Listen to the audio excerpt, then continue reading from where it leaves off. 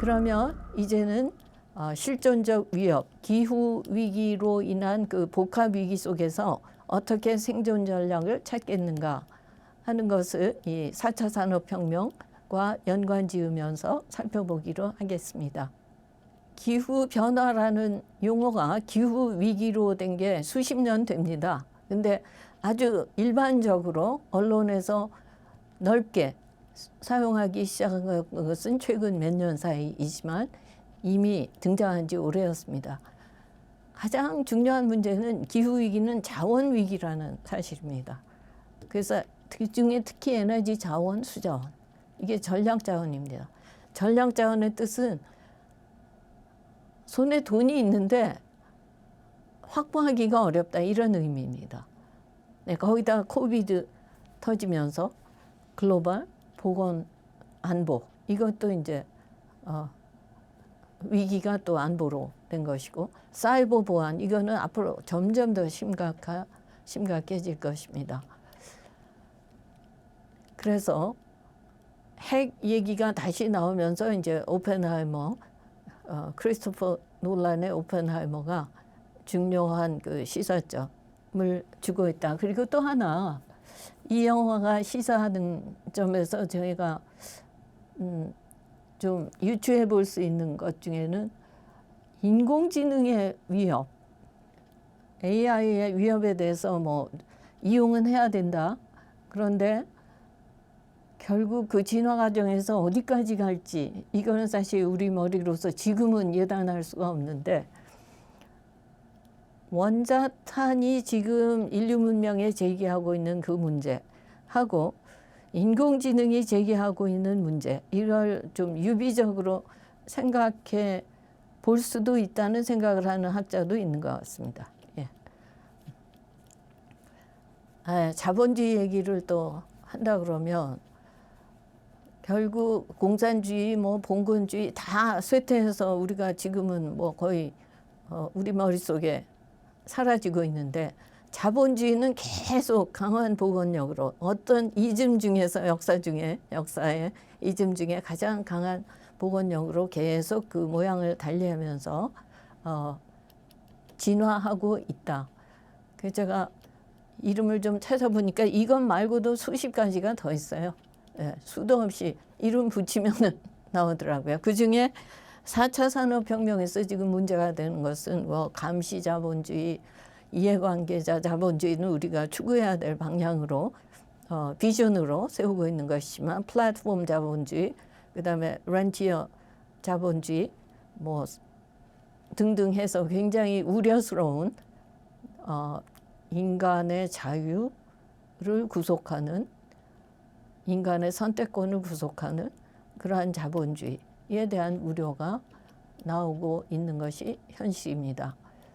간단히 그 서베일런스, 감시 자본주의, 하버드의 수잔나 주스보프가 주장하는 그거하고, 그다음에 이거는 월드 에코노믹 포럼에서 했던 컨퍼런스에서 나온 건데, 렌티어 자본주의.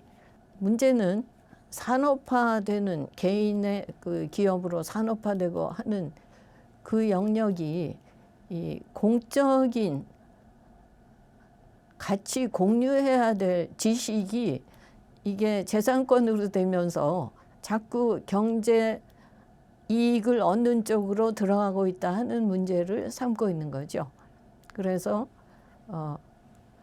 knowledge, information, intellectual education, 이런 것들, 그런 것들이 그 공유되어야 하는데, 이런 것이 자꾸 경제적 수익하고 연관이 되고 있다. 그런 문제를 제기를 하고 있습니다.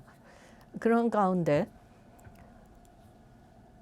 5개 부문으로 나눠서 리스크를 예측하고 있는 보고서가 해마다 연두에 나오고 있죠.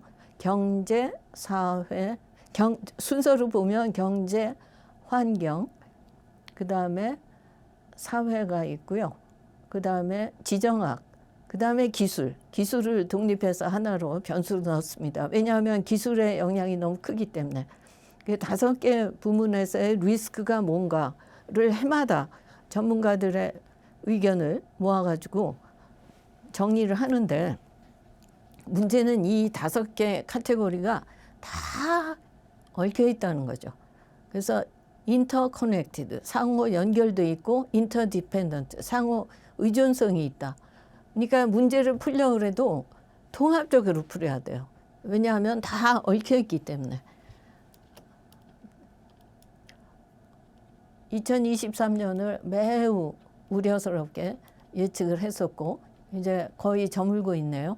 이제 복합적 위협이다 하는 것이고, 이 위협이 실존적 위협, 사느냐 죽느냐, 존재할 수 있느냐 없느냐의 위협으로 되고 있다 해서 그 유명 프로젝트에서 결국 이런 구분들을 하고 있습니다. 어떤 위협들이 우리 앞에 있는가, 인공적, 비인공적으로 나뉘고 있습니다. 그리고 기후 변화가 어떤 영향을, 어떠한 방식으로 결국 인류 문명의 위협으로 등장하는가 하는 것이 이 그림으로 정리된 것이고, 기온이 상승하고 있다.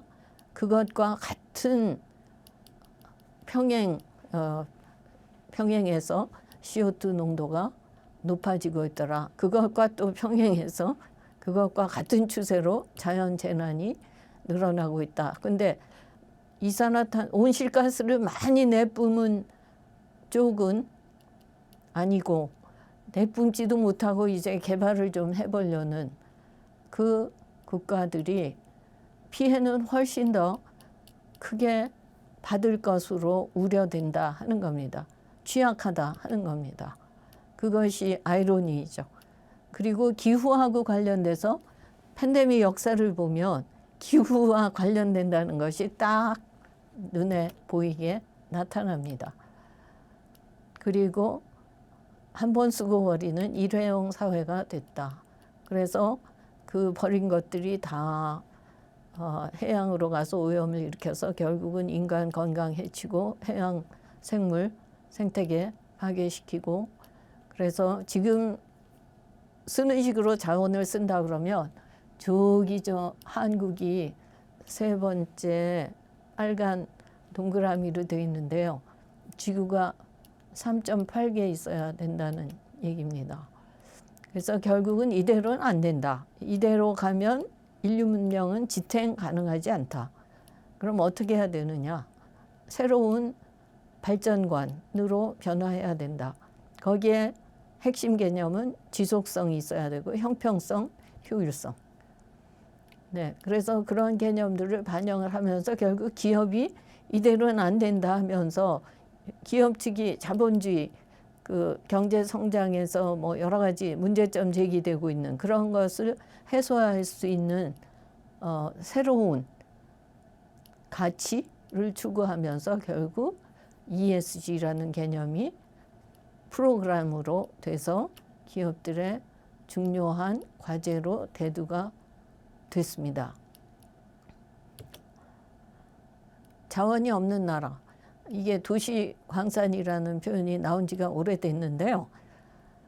지금 광산은 자꾸 고갈돼 가고 있고 자꾸 깊게 들어가야 되기 때문에 어렵고 비용도 많이 들고 그 채광할 수 있는 양도 줄어들고, 그런데 여기 도시, 이게 다 자원이라는 거죠. 이걸 회수하는 게 중요하다. 그래서 직선형의 경제가 아니라 순환 경제로 가야 된다 하는 겁니다.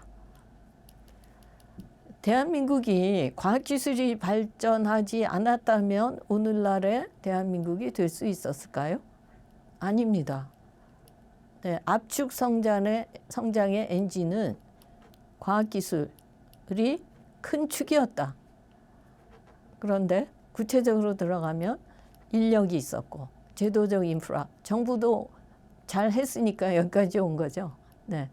그리고 전략으로 보면 국가연구개발사업 규모를 키웠고, 또 첨단 산업기술 R&D 글로벌화를 잘 탔고, 네, 우리의 강점이 있습니다. 지금은 약점이 됐어요. 벤치마킹으로 성공을 했다. 그러니까 퍼스트 무버, 그러니까 원천적으로 우리가 뭘 기초에서부터 만들어서 새로운 걸 내놓을 형편이 아니었으니까 후행 주기, 그 혁신 주기에서 뒤쪽부터 해서 이제 모방을 한 거죠. 벤치마킹에 의해서 제도적 인프라를 구축했고, 그런데 이게 가장 성공 사례라는 겁니다. 벤치마킹을 어느 나라는 안 하나요? 하는데 한국은 가장 성공적으로 했다는 거예요. 그래서 오늘이 있다는 거죠. 그리고 실행력이 있었고 우수 인재가 있었고 의지와 열정. 저는 이걸 정말 높이 사고 싶습니다. 의지와 열정. 이게 없었다면은 가능하지 않았고 앞으로도 저는 이것이 대한민국의 미래를 위해서 가장 필요한 소프트 파워라고 생각을 합니다. 그래서 성공을 했고 인적 물적 자원의 선택과 집중 전략에 성공을 했고, 네, 가난하기 짝이 없는 나라 이런 기술 발전을 통해서 AI에서도 지금 열심히 앞서가고 있습니다. 그 소비자 CPI 프로덕션 프라이스 인덱스 소비자 가격 지수 여기에서 이제 중국이 양적으로는 굉장히 크고 미국이 상당히 질적으로 높고 저기 보면 한국도 있습니다. 네, 그래서 결국 기술 패권 경쟁 중심에 지금 반도체가 있는데 다행히 우리 기업도 있고, 그런데 여기서 참 지금 보통 가려지기 쉬운데요. 지금 물 문제가 보통 심각한 게 아닌데 지역에 따라서 물론 심각도가 차이가 있습니다. 한국은 별로 굉장히 풍부한 줄 알고 막 쓰고 있는데 제일 문제가 되는 게 이런 첨단 산업, 반도체니 뭐니 첨단 산업 공장을 세우려면 제일 필요한 게 제일 막대하게 필요한 게 물입니다. 물도 그냥 물이 아니라 초순수 물입니다. 이것 때문에 공장을 지으려고 해도 짓지 못하는 사태가 지금 벌어지고 있습니다. 네, 제 결론의 말씀인데요. 기술 격동기, 국가 발전에서 개방과 혁신은 불가결 요소였다. 그리고 혁신 중에서 융합 혁신이 가장 비용 효과적이에요. 단기간에 비용이 덜 들면서 핵심 기술 간의 융합으로 새로운 기술을 만들 수가 있습니다. 새로운 산업을 창출할 수가 있습니다. 나아가서 과학기술과 다른 분야들 사이의 융합, 여기서 새로운 혁신이 가능합니다.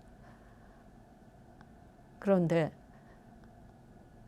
우리가 과연 이 융합, 혁신에 얼마나 그 기상, 스피릿이 있고 얼마나 그 노하우가 있는지 요거는 좀 잘 들여다볼 필요가 있다라는 생각을 합니다. 우리의 과학기술 역사가 워낙 짧기 때문에요. 그래서 이제 전체 지금 글로벌 가치 사슬이 무너졌다고 그러지만 그 글로벌 공급 사슬도 무너졌고 그래서 새로운 걸 좀 만들어야 되고 지역적인 가치 사슬을 만들어야 되고 국가 간에 또 만들어야 되고 그러니까 새로운 양상의 짝짓기, 국제협력 이런 게 불가피해졌어요. 꼭 필요합니다. 그래서 과학 외교가 중요합니다. 특히 냉전 시대 끝나고 나서는 냉전 시대에는 우주 원자로 무기 개발 이게 미소 양진영으로 나뉘어가지고 별개로 싸우면서 몰래 경쟁을 했죠. 냉전이 끝나고 난 뒤에는 전략적인 파트너십이 구축되면서 사이언스 외교라는 게 굉장히 중요한 개념이 됐고 앞에서 모든 게 다 얽혀 있다라는 말씀을 드렸는데 정치 외교 산업 과학기술 뭐 할 것 없이 문화예술 상호 의존성이 매우 커졌습니다.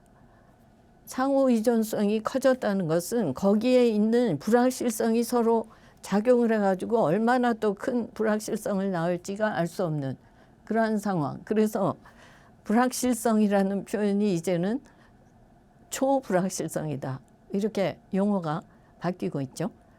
그리고 앞에 이미 말씀드렸지만 제 결론으로 산업혁명의 차수가 높아질수록 국가 간 개인 간 빈부격차 심화되고 국내적 국제적 갈등과 분열이 심화됐다.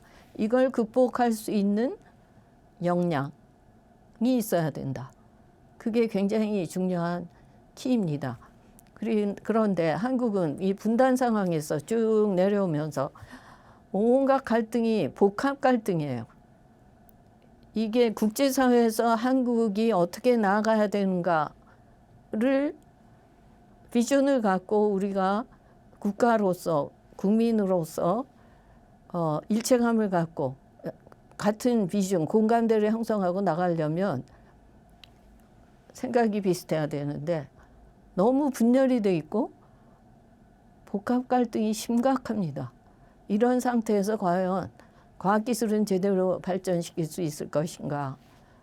과학기술 발전에서 지금 또 문제가 되는 것이 자원이 없기 때문에 핵심 금속 물론이고 모든 에너지 물론이고 그래서 어떻게 그 자원을 확보하는가. 외교로 확보하는 거, 공급망 확보하는 것도 중요하지만 자체적으로 지금은 순환 경제가 리사이클이 중요한 시대가 되었기 때문에요. 그 산업 발전 단계에서도 그렇고 첨단 기술 쪽으로 선진국이 앞서가기 시작한 분야입니다.